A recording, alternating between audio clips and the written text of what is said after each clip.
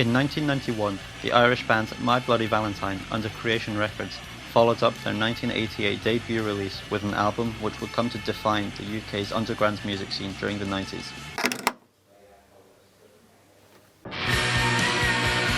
Released just 2 months after Nirvana's Nevermind, the sound that My Bloody Valentine created on this record set the stage for the rise of shoegaze, a genre which continues to have a presence in indie music to this day. But the story of Loveless isn't all critical worship and cult success. In fact, part of its legendary status comes from the fact that it almost didn't happen at all.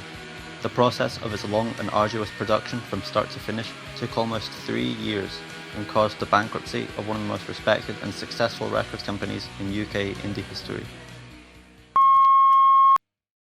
Did Creation put you under any pressure to sort of fulfill release schedules, or are you able just to work in your own time? We are. Yeah. Alright.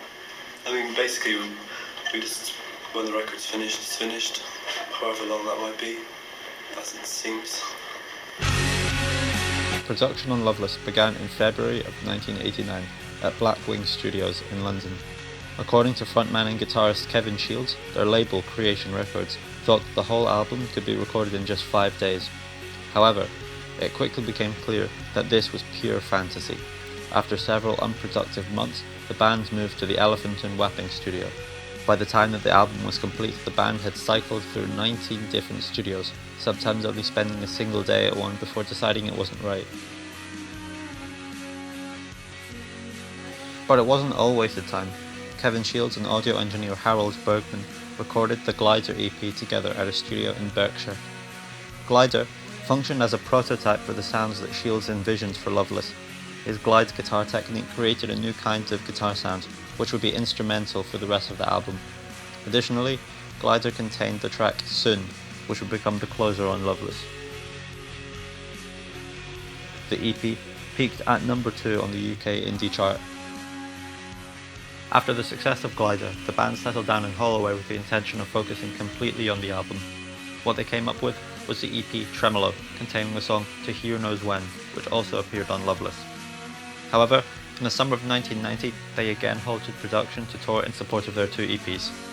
Kevin Shields described the nature of the production process in an interview with Select magazine, using the track When You Sleep as an example.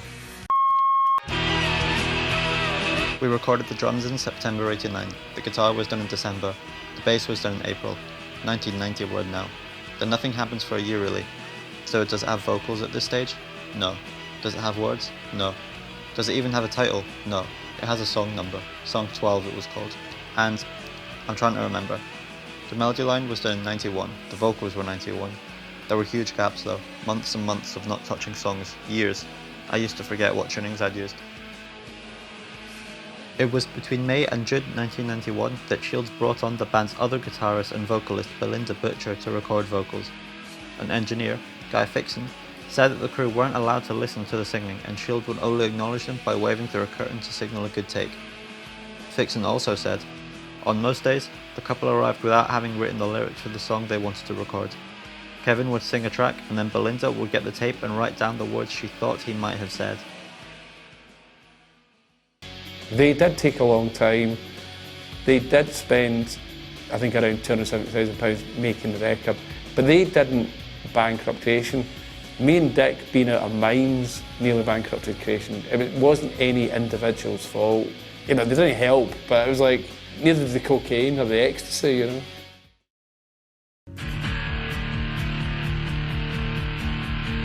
By this time, the ongoing production of Loveless was having a serious effect on Creation Records at large. The label found themselves unable to pay for studio time, to the point where a studio refused to return the band's gear and Shields had to pay out of his own pocket. The album was affecting the label staff's mental health as well. Creation's second-in-command Richard Green described several mental breakdowns, phoning Shields in tears begging for the album to be delivered. The final cost of the album is heavily contested. Melody Maker magazine estimated it to be over £250,000, which would make it the 9th most expensive album of all time.